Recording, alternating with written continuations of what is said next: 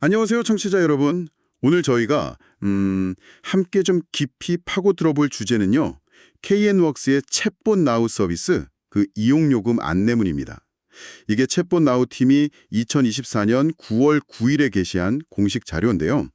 혹시 뭐 챗봇 도입 같은 거 생각하고 계셨다면 오늘 이 내용이 꽤 도움이 되실 거예요. 네, 맞습니다. 저희가 이번에 보려는 건 이 챗봇 나우의 요금 체계, 특히 그 핵심이라는 사용량 기반 요금제가 도대체 뭔지 당신이 좀 명확하게 감을 잡으시도록 돕는 겁니다. 그냥 뭐 가격표만 쭉 읽는 게 아니고요. 이 구조가 실제로 쓸 때 어떤 의미인지, 뭘 좀 조심해야 하는지 그런 걸 같이 보려는 거죠. 자, 그럼 한번 시작해 볼까요? 네, 좋습니다. 사실 요즘 사스라고 하죠. 서비스형 소프트웨어. 이런 제품들 요금 모델이 참 다양해요. 근데 그중에서도 이 사용량 기반 모델은 뭐랄까 쓴 만큼 낸다는 점에서는 되게 합리적으로 보이는데 또 어떻게 보면 예산 짜기가 좀 까다로울 수도 있거든요. 챗봇 나우 같은 경우는 이 사용량 기준이 구체적으로 어떻게 돼 있는지 그리고 이게 당신한테 어떤 영향을 미칠지 이걸 좀 자세히 들여다보는 게 중요하겠죠. 그렇죠. 보통 이런 서비스들 보면 첫 시작은 무료 체험, 이걸로 많이들 하잖아요. 챗봇 나우도 역시 그러네요. 최초 설치하고 나면 한 달 동안은 누구나 무료로 쓸 수 있다. 이렇게 안내하고 있어요.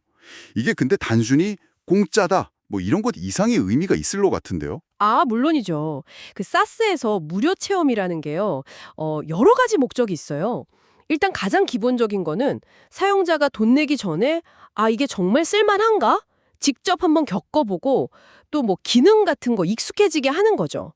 근데 챗봇 나우처럼 사용량 기반 요금제를 쓰는 경우에는 이 무료 체험 기간이 또 다른 되게 중요한 역할을 해요. 다른 역할이요? 네, 바로 당신의 기준 사용량이 어느 정도인지를 이렇게 가늠해보는 그런 기간이 되는 거죠. 아, 기준 사용량.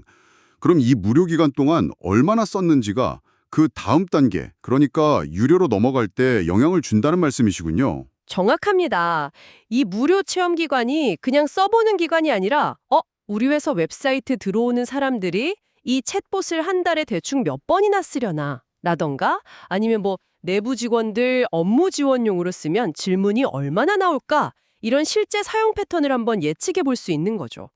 그리고 그 데이터가 그냥 참고만 하는 게 아니라 첫 유료 플랜을 뭘로 할지 정하는 데 직접 쓰인다는 겁니다. 그렇군요.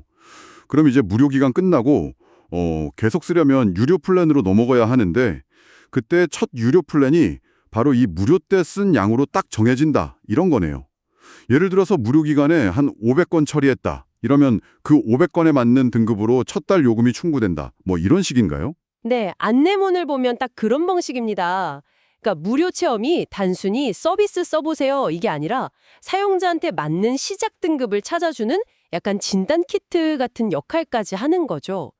이게 뭐 사용자가 잘 모르고 처음부터 너무 비싼 등급 고르는 걸 막아줄 수도 있겠지만 또 반대로 생각하면 무료 기간 사용량이 우연히 엄청 많았거나 적었다면 실제 평균 사용량이랑 좀 다른 등급으로 시작할 수도 있다는 거. 그 점은 좀 생각해야 합니다. 아, 첫 달부터 예측이 어느 정도는 필요하겠네요. 자, 그럼 이제 제일 중요한 부분이죠. 구체적인 사용량 등급이랑 월별 비용, 이거 한번 보죠. 챗봇 나우는 월별 챗봇 처리 건수, 이걸 기준으로 요금을 매긴다고 해요. 뭐 챗봇이 질문에 답하거나 뭔가 일을 처리한 횟수, 이걸 세는 거죠. 등급은 총 4가지로 나뉘는데요. 우선 월 처리 건수가 300건 미만, 이러면 라이트 등급이고 월 9,900원. 이건 뭐 비교적 저렴하죠. 네, 그렇죠. 시작하기엔 부담 없네요. 근데요, 월 300건을 딱 넣어서 1,500건 미만까지. 이때는 베이직 등급이 되면서 갑자기 월 10만 원, 비용이 확 뛰어요. 확 뛰네요, 정말. 네. 그리고 다음 월 1,500건 이상에서 5,000건 미만까지는 프리미엄 등급으로 월 30만 원. 이것도 꽤 오르죠. 마지막으로 월 5,000건 이상 사용하면 VIP 등급으로 월 50만 원이래요. 가격 테이블이 딱딱 계단식이네요. 네. 근데 여기서 진짜 눈에 확 들어오는 게 등급 간 가격 차이. 특히 저 라이트에서 베이직 넘어갈 때 그 차이예요. 월 299건 쓴 사람은 9,900원인데 딱 한 건 더 써서 300건이 되는 순간 갑자기 10만 원이라니. 이게 거의 10배가 넘잖아요. 맞습니다. 바로 그 지점. 이건 좀 사용자 입장에서는 엄청 신경 쓰이겠는데요? 네, 바로 그 부분이 이 요금제의 가장 뭐랄까 핵심적인 특징이고 사용자가 진짜 주의 깊게 봐야 할 부분이에요. 가격이 이렇게 쭉 비례해서 오르는 게 아니라 특정 구간에서 그냥 계단처럼 팍 하고 뛰어오르는 구조잖아요. 특히 그 9,900원에서 10만 원으로 뛰는 구간은 정말 주목할 만하죠. 이게 단순히 뭐 서버 비용이 늘어서 그렇다기보다는 아마 서비스 제공하는 쪽에 어떤 전략적인 판단 같은 게 좀 들어갔을 가능성이 커요. 아, 전략적인 판단이요. 예를 들면 어떤 걸까요? 혹시 베이직 등급부터는 라이트에는 없는 뭐 다른 기능 같은 게 더 들어간다거나 아니면 지원을 더 잘해준다거나 뭐 그런 게 있을 수 있나요?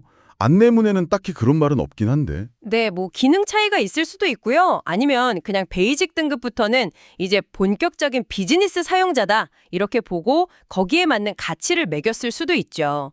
예를 들면 월 300건 미만은 뭐 개인 테스트나 아주 작은 규모 사용으로 보고 일단 싸게 문턱을 낮춰주되 300건 넘는 순간부터는 이 정도면 꽤 활발히 쓰는 고객이다 이렇게 보고 더 높은 비용을 받는 거죠. 중요한 건 이 경계선, 이 문턱에서 비용 변화가 엄청나게 크다는 사실이에요. 월 280건이나 310건이나 사용량 자체는 크게 차이 안 나는데 비용은 뭐 하늘과 땅 차이니까요. 와. 그래서 만약 당신의 예상 사용량이 월 300건 근처다 이러면 진짜 사용량을 아주 세심하게 관리해야 돼요. 안 그러면 정말 예상치 못한 비용 폭탄을 맞을 수도 있는 거죠. 이야, 진짜 무슨 고속도로 톨게이트 지날 때 요금 확 오르는 느낌인데요.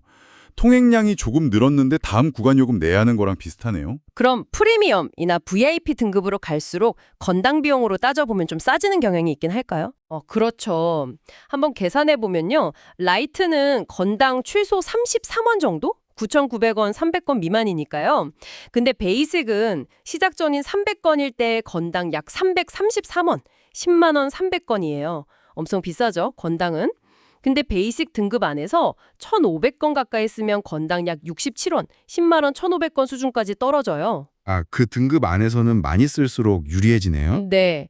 프리미엄도 마찬가지로 1,500건일 때는 건당 200원, 30만 원 1,500건인데 5,000건 가까이 쓰면 건당 60원, 30만 원 5천 건이 되고요. VIP는 건당 100원, 50만 원 5천 건에서 사용량이 늘면 더 싸지겠죠. 그러니까 각 등급 내에서는 많이 쓸수록 건당 단가는 내려가는데 등급이 딱 바뀌는 그 순간에는 오히려 건당 단가가 확 높아질 수 있다는 거. 이게 참 재미있는 구조죠. 와, 정말 복잡하면서도 흥미롭네요. 결국 사용량을 잘 예측하고 관리하는 게 핵심이겠어요. 근데 만약에요. 사용량이 월 5천 건을 훨씬 넘어서 뭐 예를 들어 10,000건 이상이 되면 어떻게 되나요?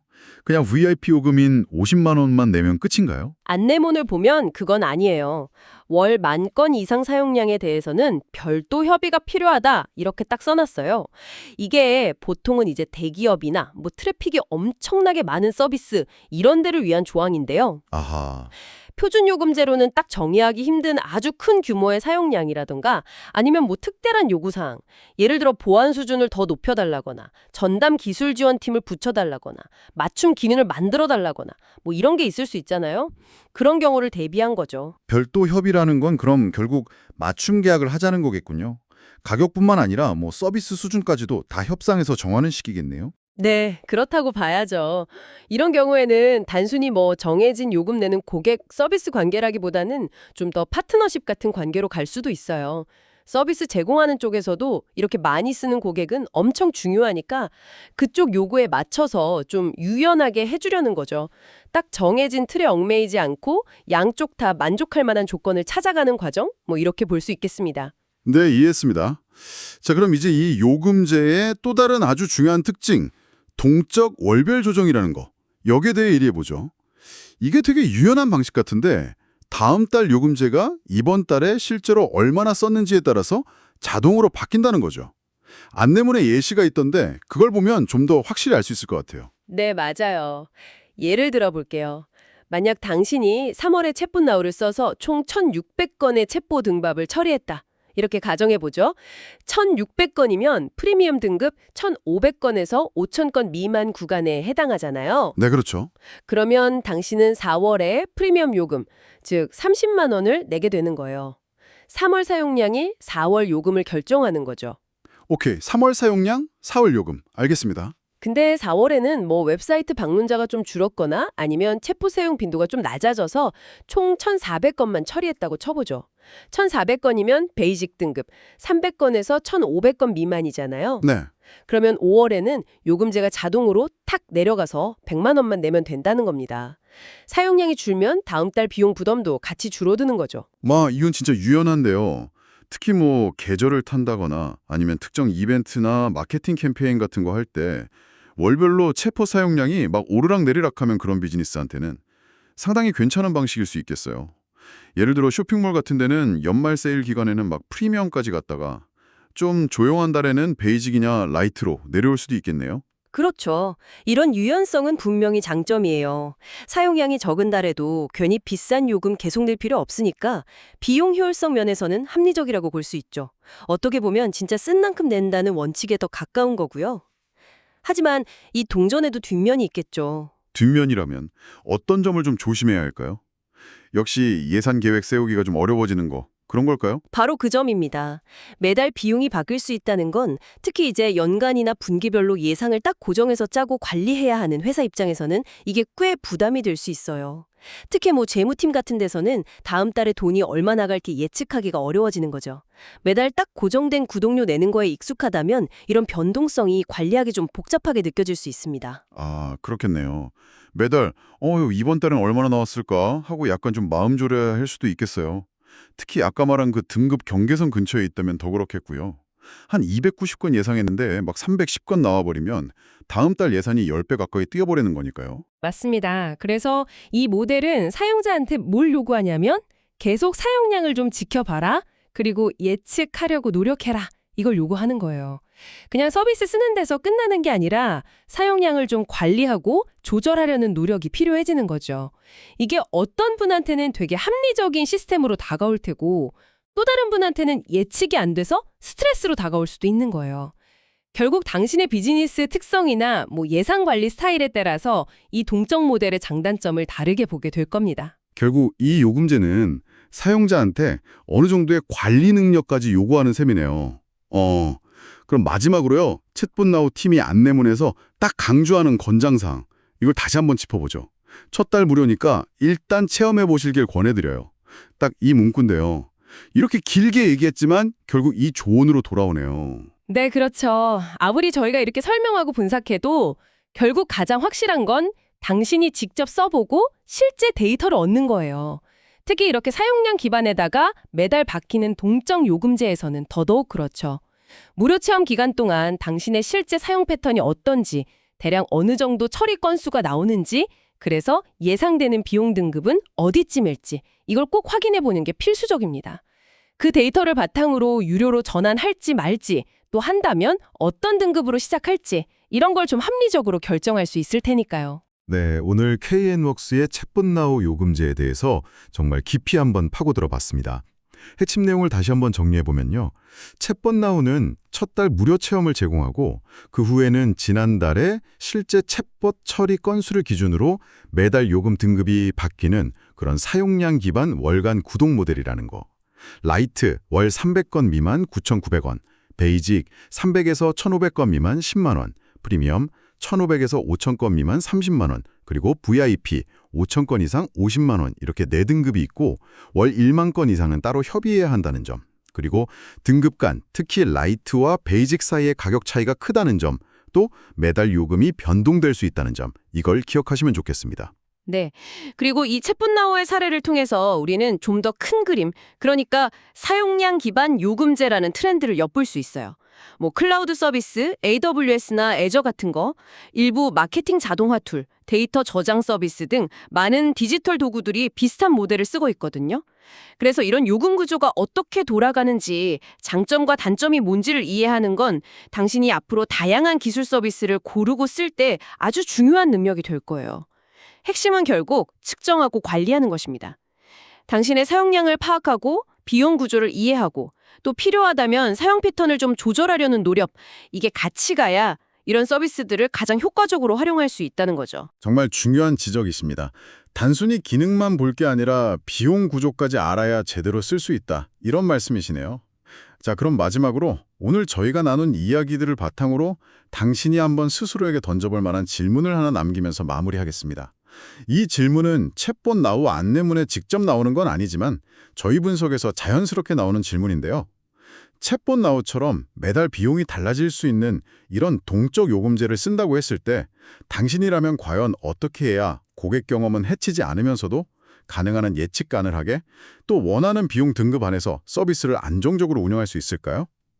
뭐 챗봇 응답 방식을 최적화해야 할까요? 아니면 특정 시간대에만 챗봇을 쓰도록 할까요? 그것도 아니면 내부 사용자 교육을 통해서 좀 불필요한 사용을 줄일 수 있을까요?